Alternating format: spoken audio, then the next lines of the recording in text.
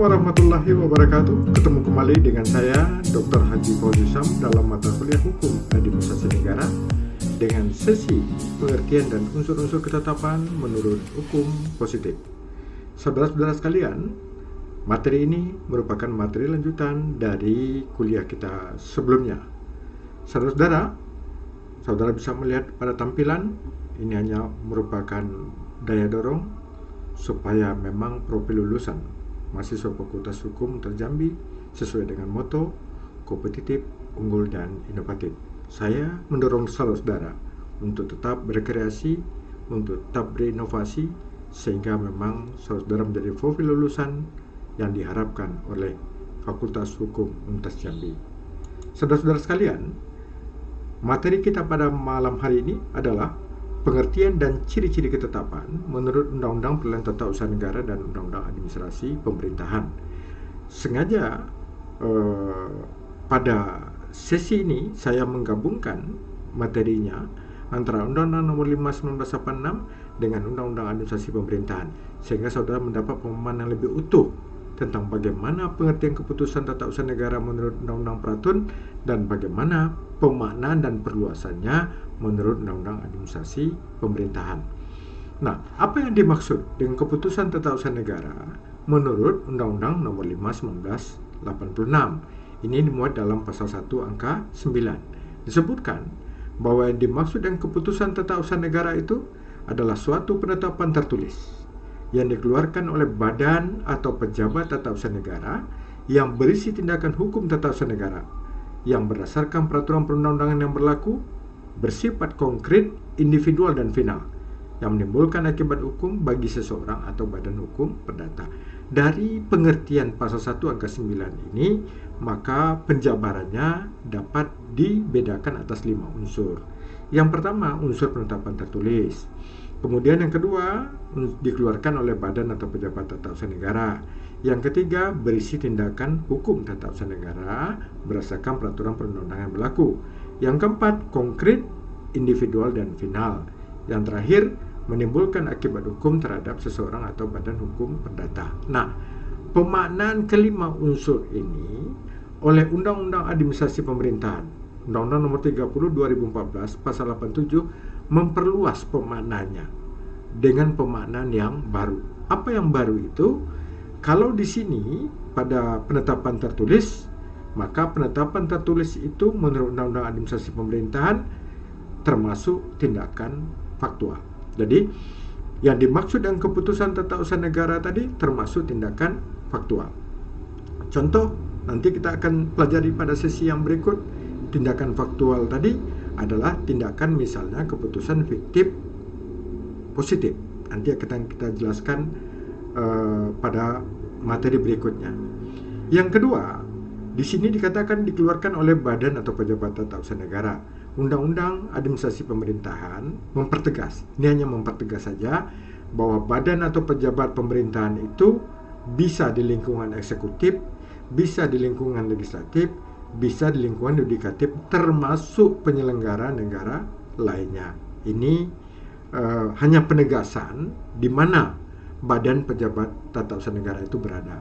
Kemudian yang ketiga, kalau di sini dikatakan tindakan hukum tata usaha negara, maka pada pemaknaan baru hanya disebutkan berdasarkan ketentuan peraturan perundang-undangan yang berlaku. Jadi tidak ada lagi kata perasa tindakan hukum tata usaha negara. Ini maknanya sama, cuma pemaknaan tindakan hukum tata usaha negara ini memang lebih sempit dibandingkan dengan kalimat yang berdasarkan ketentuan peraturan perundang-undangan yang berlaku, berdasarkan ketentuan peraturan perundang-undangan dan AUPB.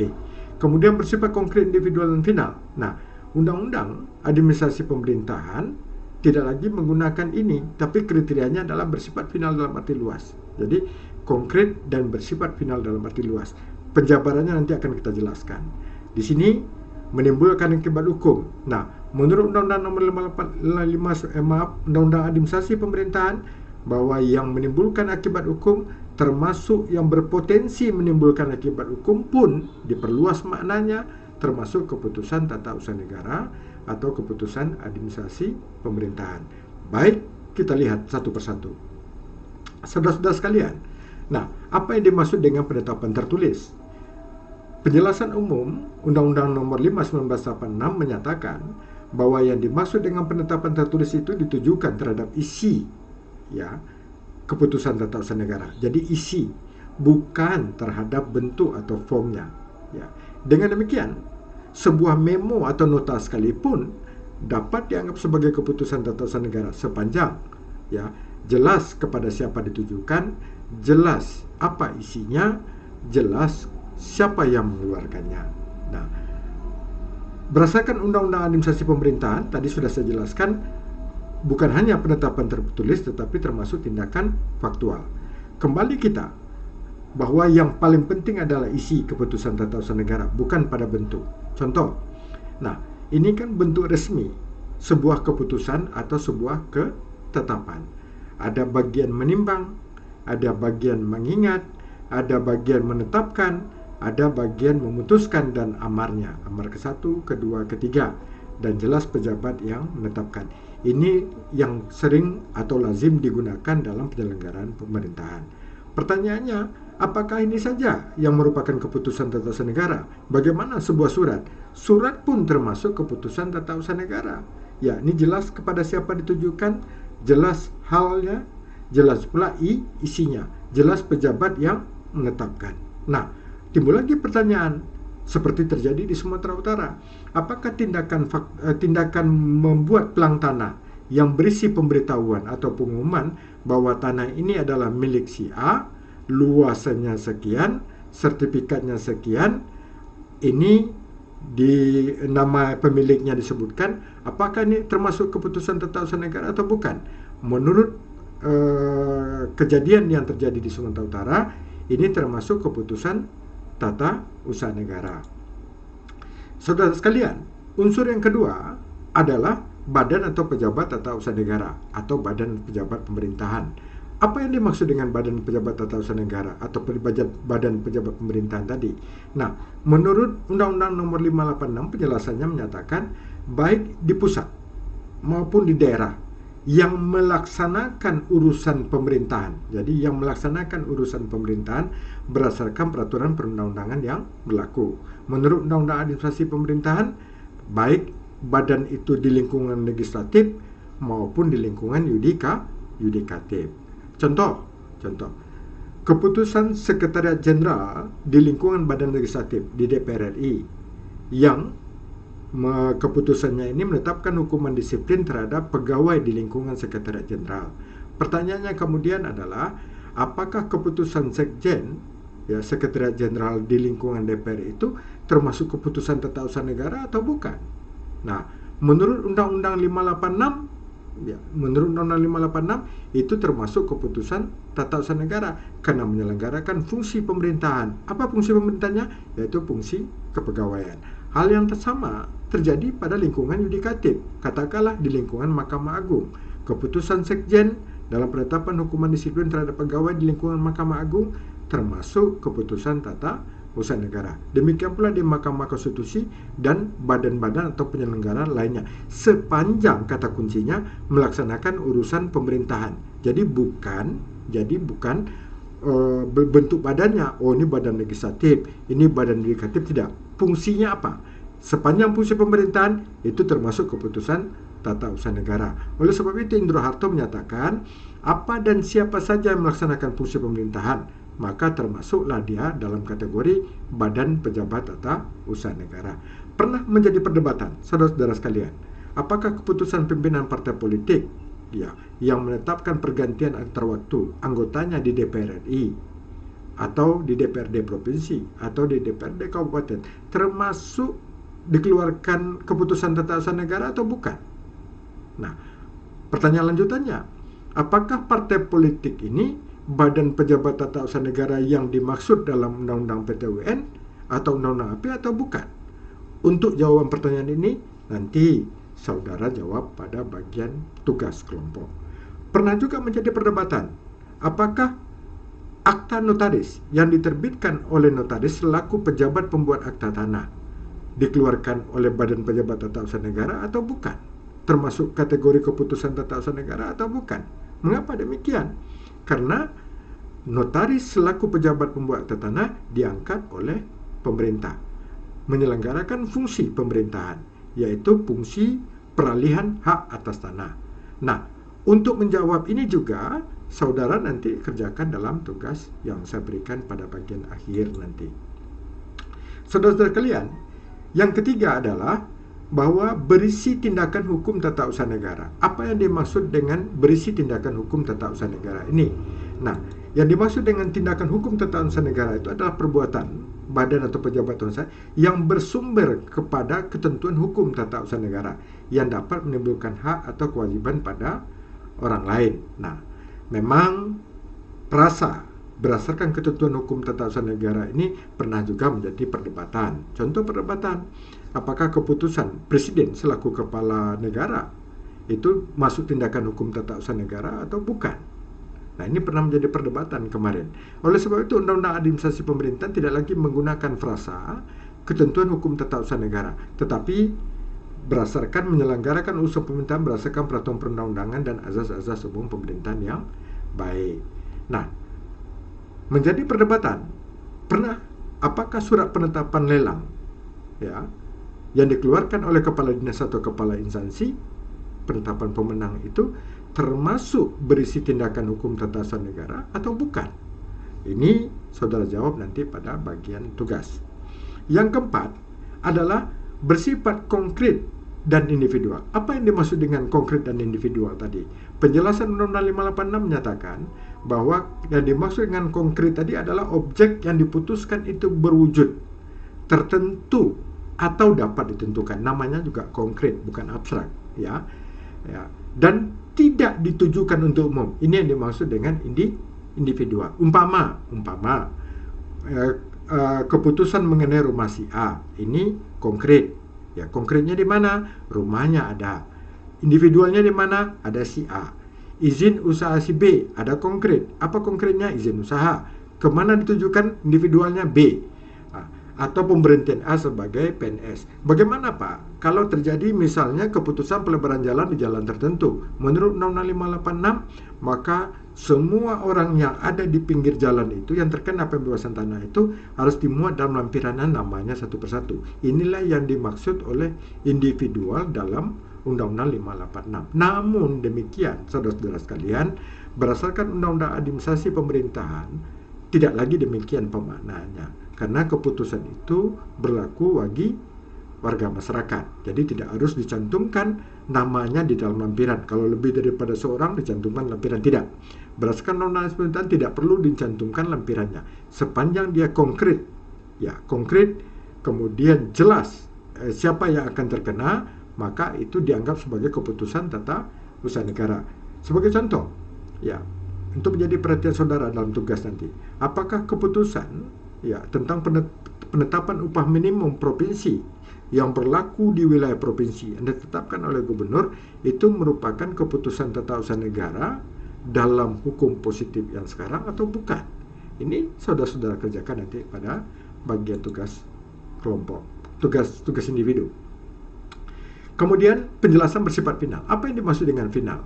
Undang-Undang 586 dan penjelasannya menyatakan bahwa yang dimaksud dengan final itu ya definitif.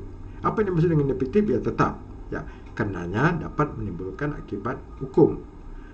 Menurut Undang-Undang 586, keputusan yang belum menimbulkan akibat hukum karena masih memerlukan persetujuan dari instansi atasan, maka itu belum bersifat final. Sebagai contoh, rekomendasi ya belum merupakan keputusan yang bersifat final menurut Undang-Undang 586, ya.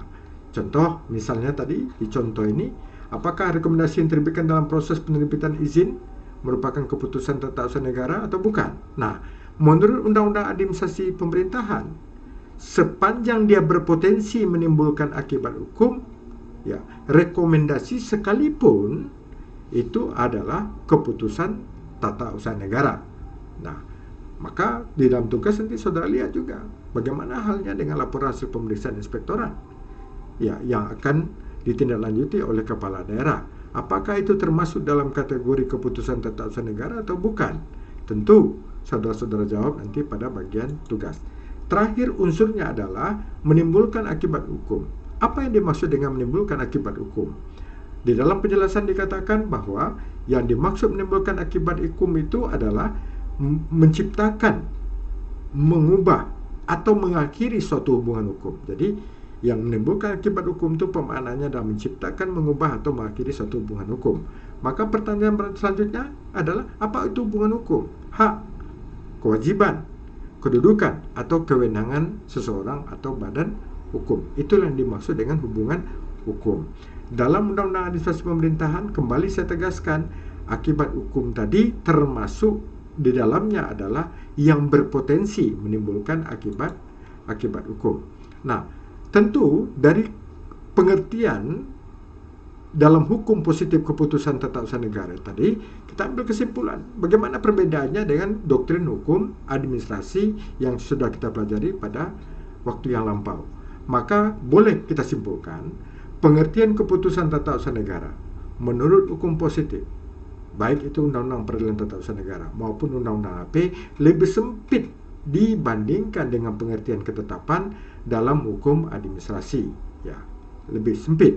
Hal ini dapat kita lihat pada pembatasan-pembatasan sebagai berikut. Yang pertama, aspek subjek. Menurut UTRE, ada 9 subjek penyelenggara pemerintahan. Karena dia subjek penyelenggara pemerintahan, dia dapat menerbitkan keputusan atau ketetapan. Keputusan yang diterbitkan atau ketetapan yang diterbitkan tentunya termasuk keputusan tata usaha negara atau ketetapan.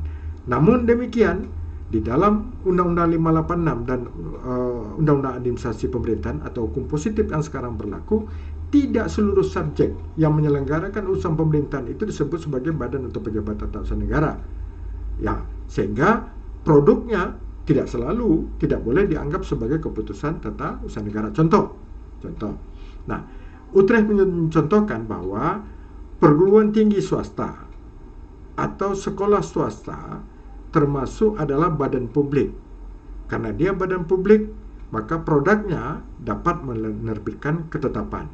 Ketetapan ini di dalam hukum positif kita yang berlaku, walaupun kepala sekolah, kemudian perguruan tinggi swasta menerbitkan keputusan, katakanlah di dalam itu memberhentikan pegawainya atau gurunya di lingkungan sekolah swasta atau dosen di perguruan tinggi swasta, itu bukan termasuk keputusan tata usaha negara menurut hukum positif kita.